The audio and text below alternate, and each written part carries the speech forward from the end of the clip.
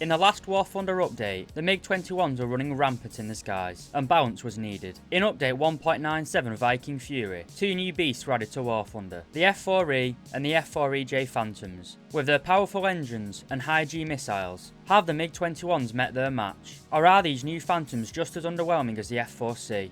Alright lads, today I'm going to be talking about the performance, weapons and playstyle of the American F-4E. Starting as always with the basics, the F-4E is a rank 6 battle rating 10.3 jet fighter, located in the American tech tree. This twin engine monster is a tech tree vehicle, meaning anyone can play it for free. It is located after the F-4C, meaning players wishing to get this vehicle will need to grind out the entire American fighter tree, starting with the early P-51 at battle rating 3.7. To unlock this vehicle, you will first need to grind out 400,000 research points before purchasing the plane for 1,030,000 silver lions. After this, you have an additional crew train cost of 300,000 silver lions. For an expert crew, it will set you back another 1,030,000 silver lions, and for an ace crew, it will cost you a whopping 3,000 golden eagles. This plane has the highest base RP modifier of any plane in the game. With a base RP modifier of 2.38, you can expect an RP modifier of 238% with a free-to-play account, and 476% with a premium account. Additionally, you can do what I did and buy a talisman for this plane, which boosts the RP modifier up to 714%. Unlike the great RP modifier, the F-4E has a rather average base silver line modifier of 2.3. With this figure you can expect a 230% silver line modifier with a free-to-play account and 345% with premium. If you'd like to know more about the F-4E and whether it's as dominant in War Thunder as it was in Vietnam, then stick around for the rest of the video.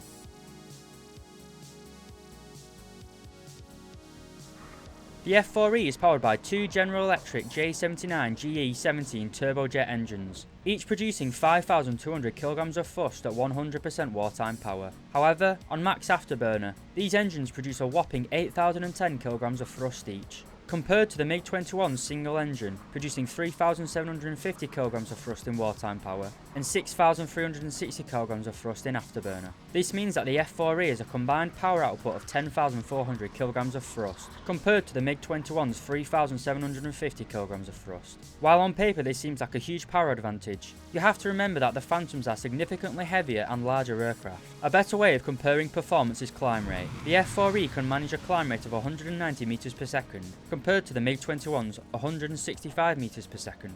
This statistic shows that the power balance is certainly in favour of the F-4E, but the difference is not as drastic as you'd imagine by looking at the raw power outputs. Another comparison is top speed. The F-4E is able to reach a top speed of 2,140 km per hour at an altitude of 12,000 meters, but the MiG-21 is actually better, being able to reach 2,240 km per hour at 13,000 meters. While this is all well and good, fights in War Thunder usually don't even take place above 5,000 meters, and here, the Phantom is king. Whereas the MiG-21 MF will rip its wings off at around 1,320 km per hour, the Phantom doesn't even start getting overspeed warnings until at least 1,400 km per hour, and its wings actually ripping at around 1,490 km per hour. This means the Phantom player doesn't need to regulate their speed as much, or be incredibly cautious when downing on someone. The acceleration of the MiG-21 is pretty average below the speed of 700 km per hour, but after that it takes off like a rocket. But the Phantom has good acceleration below 500 km per hour, and then has consistent and excellent acceleration at all speeds above 500 km per hour.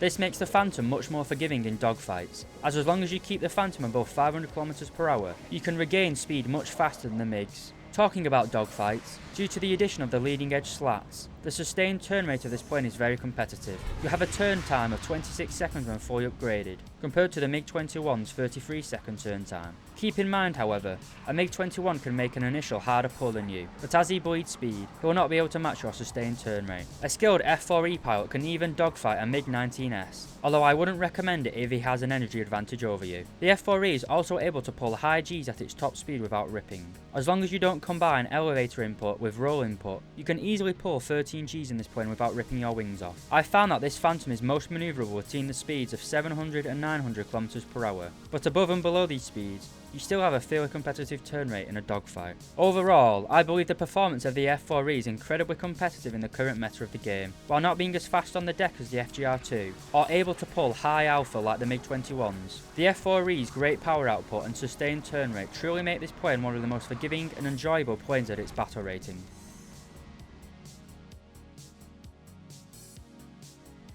Another new arrival in update 1.97 was the CCIP systems, or Constantly Computed Impact Point. This is a player aid, which helps guide dumbfire guns, rockets and bombs. The F-4E has a CCIP computer, also known as a ballistic computer, which significantly increases the effectiveness of ground striking in this jet. If you'd like to know more about CCIP, I have another video outlining the basics. As well as CCIP, 1.97 also introduced flares to the game. These mimic the heat signature of a jet exhaust and somewhat confuse incoming missiles. The F-4E gets 90 flares, which fire 2 at a time, giving you 45 individual flare charges.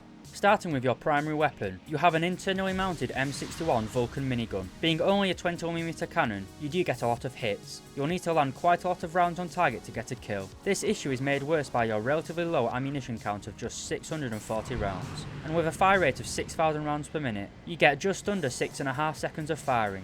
The older F-4C and FGR2, with their belly-mounted M61 Vulcans, have an ammo count of 1,200 rounds, giving them much more trigger time. The low ammo count of the F-4E makes its stock grind quite hard, as you have to be incredibly precise and disciplined with your shots. If one M61 Vulcan isn't enough, you can also carry 3 additional cannons, for a total of 4 Vulcan miniguns, which is an unholy amount of firepower. Your performance is a lot worse with the additional gun pods, but you have very good head-on performance, as well as substantially more trigger time.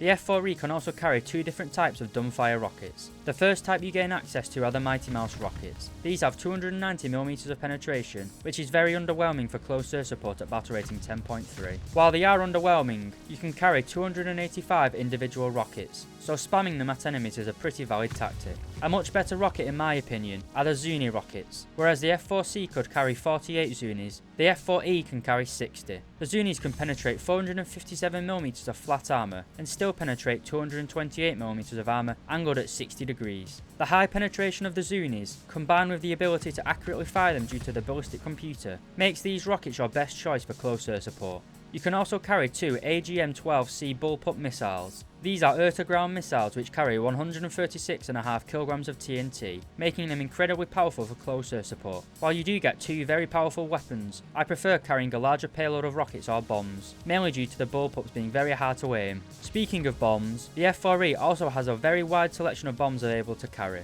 including 24 500-pounders, 16 750-pounders, 11 1,000-pounders, and 3 2,000-pounders. Personally, for close air support, the 16 750-pounders is the best option, as it gives you 12,000 pounds of explosive in total. All of these bombs can be carried in smaller loadouts with the addition of air-to-air missiles, which gives you good flexibility in ground realistic battles. The first missiles you will unlock are the familiar AM-9E Sidewinders. Only having 10 Gs of overload, they are a little underwhelming at battle rating 10.3, but they are by no means useless. They have a large seeker head and can be fired with a small amount of G-force overload. While not being useful against opponents at high speed, they are still deadly against opponents in low energy states. But the real secret weapon of the F-4E are the AM-9J Sidewinders. These have double the maximum overload of the AM-9Es, going from 10 Gs to 20 Gs. They retain the same great seeker head and ability to fire whilst pulling light Gs. They are able to pull 2 Gs more than the infamous R60s on the MiG-21 MF and SMT. In my opinion, the AM-9Js are just as effective as the R60s. There is not really any noticeable difference between them however,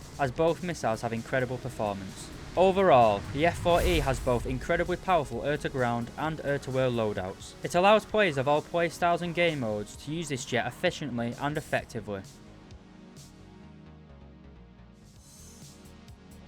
When first spawning into a game, I will take the max amount of fuel, which is 26 minutes. I will also equip the armoured target belts and the 4 AM-9J Sidewinder missiles. I find the 4 missiles are by far the best loadout for this jet. I tried using the 3 cannon pods for several games, and I felt that they had too much weight to the plane. While the extra cannons are good for head-ons, you lose a lot of manoeuvrability, so my personal preference are the 4 AM-9J missiles. On takeoff, you want to rotate at just under 400 km per hour. Any faster, and you run the risk of snapping your landing gear off. When I take off, I will usually turn away from the enemy runway by a few degrees, also whilst keeping the nose level and gaining speed. Typically, I will accelerate up to just under the sound barrier, and then put the plane into a 30-degree climb. When at Mach 1.0, if you put the F-4E into a 30-degree climb, you can reach roughly 6,500 meters of altitude before dropping down to Mach 0.8. When I reach 5,000 or 6,000 meters, I will turn back into the enemy's flight path. By this time, my team has usually merged with the enemies, and you are free to engage targets of opportunity.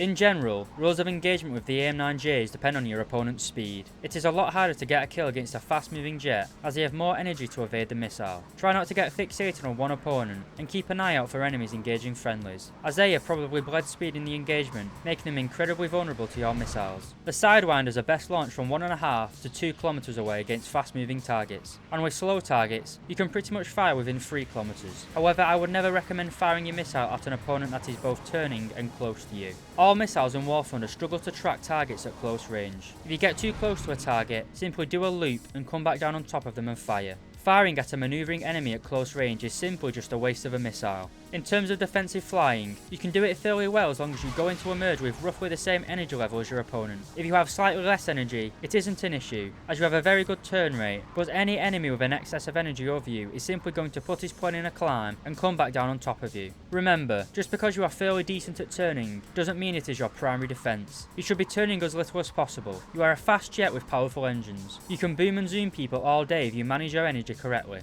Never turn fighting an enemy if you know you have an energy advantage on them. A lot of people forget that War Thunder is not an honourable game anymore. No one is going to let you have a one-on-one fight, so blowing all of your energy dogfighting one guy at the start of a game is going to get you nothing apart from a trip back to the hangar. When landing, the F-4E is a little tricky, mainly due to the landing gear ripping at speeds over 450 km/h. At such low speeds, the Phantom is a little unstable due to its high weight. Luckily, your takeoff flaps can be deployed under 620 km/h, and your landing flaps under 450 km/h. When the Phantom touches down and gets below 300 km/h, you have a drag chute which drastically reduces the landing time, and allows you to get back into the fight much quicker. Overall, the F-4E feels incredibly powerful in the current missile meta of War Thunder. The anti-air missiles are superb once you understand when to fire them. The engine performance is just as good, if not better, than most of your opponents, and you have an above average manoeuvrability for battle rating 10.3. As long as you know basic fundamental jet lessons, such as energy management, you can use your power and energy retention to boom and zoom opponents, and when it all goes to shit, you can use your superior manoeuvrability to try and reverse an enemy, or at least go down swinging.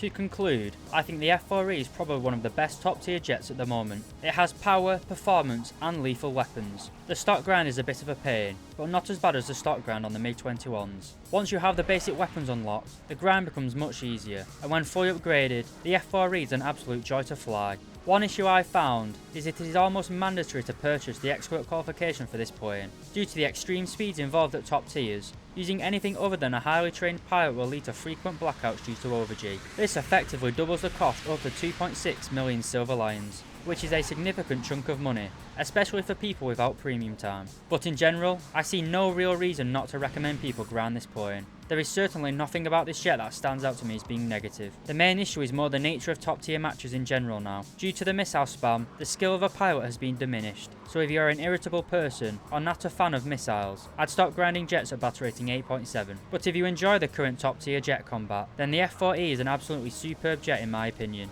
As always, I hope you found this video useful lads, and thank you very much for watching.